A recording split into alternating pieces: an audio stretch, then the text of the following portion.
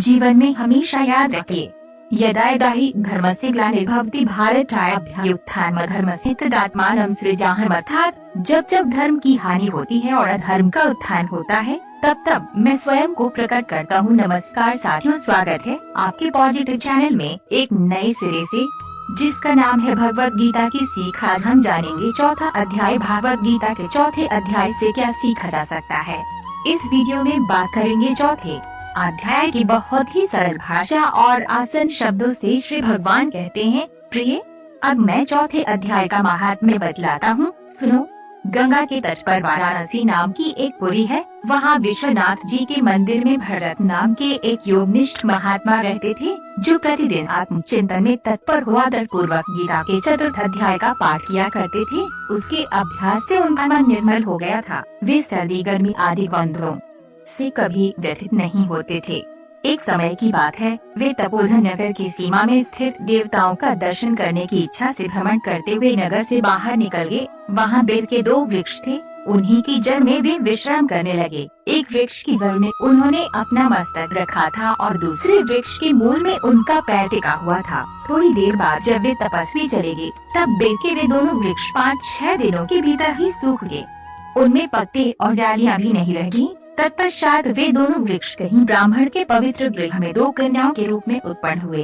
वे दोनों कन्याएं जब बढ़कर 7 वर्ष की हो गयीं, तब एक दिन उन्होंने दूर देशों से घूमकर आते हुए भरत मुनि को देखा। उन्हें देखते ही वे दोनों उनके चरणों में पड़ गई और मीठी वाणी में बोली, मुनि, आपकी ही कृपा से हम दोनों का उद्धार हुआ है। हमें बेर की योनि त्याग कर मानव शरीर प्राप्त किया है। उनके इस प्रकार कहने पर मुनि को बड़ा विस्मय हुआ। उन्होंने पूछा, पुत्रियो, मैंने कब और किस साधन से तुम्हें मुक्त किया था? साथ ही ये भी बताओ कि तुम्हारे बेर होने के क्या कारण था, क्योंकि इस विषय में मुझे कुछ भी ज्ञान नहीं है।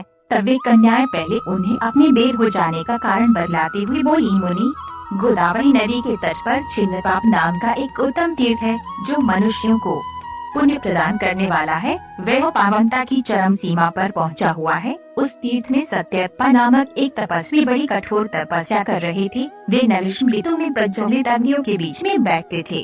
बारिश के समय में जल की धाराओं से उनके सिर के बाल सदा भीगे ही रहते थे तथा जाड़े के समय में जल में निवास करने के कारण उनके शरीर में हमेशा रोंगटे खड़े रहते थे। वे बाहर भीतर से सदा शुद्ध रहते, समय पर तपस्या करते तथा मन और इंद्रियों को संयम में रखते हुए परम शांति प्राप्त करके आत्मा में ही रमण करते थे। वे अपनी विद्वत्ता के द्वारा जैसा व्याख्यान करते थे, उसे सुनने के लिए साक्षात ब्रह्मा जी भी प्रतिदिन उनके पास उपस्थित होते और प्रश्न करते थे। ब्रह्मा जी के साथ उनका संकोच नहीं रह गया था, अतः उनके आने पर भी वे सदा तपस्या में मग्न रहते थे।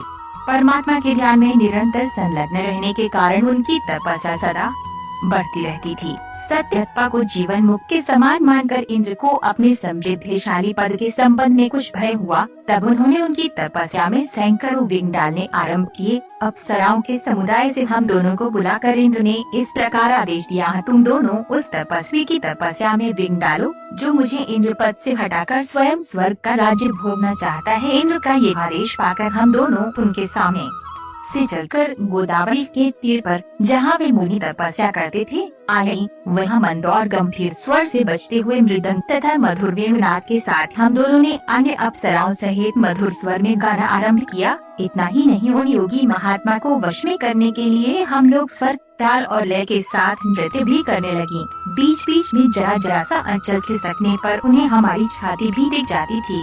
हम दोनों की उन्मत्त गति काम भाव का जगाने वाली थी, किंतु उसने उन निर्विकार चित्त वाले महात्मा के मन में क्रोध का संचार कर दिया। तब उन्होंने हाथ से जल छोड़कर हमें क्रोध पूर्वक शाप दिया, हरि, तुम दोनों गंगा जी के तट पर बेर के वृक्ष हो जाओ। ये सुनकर हम लोगों ने बड़ी विनय के साथ कहा, महात्मन, हम दोनों पराधीन थी, अतः हमारे द्वारा जो दुष्कर्म बन गया है उसे आप क्षमा करें।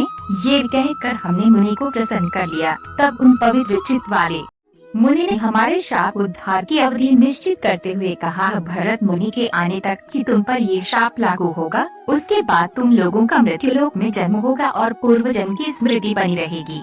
मुनि, जिस समय हम दोनों बेर वृक्ष के रूप में खड़ी थी, उस समय आपने हमारे समीप आकर गीता के चौथे अध्याय का जप करते हुए हमारा उद्धार किया था, अतः हम आपको प्रणाम करती हैं। आपने केवल शाप ही से नहीं, इस भयानक संसार से भी गीता के चतुर्थ अध्याय के पाठ द्वारा हमें मुक्त कर दिया। श्री भगवान कहते हैं, उन दोनों के इस प्रकार कहने पर मुनि बहुत ही प्रसन्न हुए और उनसे पूजित हो विदा लेकर जैसे आए थे वैसे ही चले गए, तथा वे कन्याएं भी बड़े आदर के साथ प्रतिदिन गीता के चतुर्थ अध्याय का पाठ करने लगी, जिससे उनका उद्धार हो गया। धन्यवाद।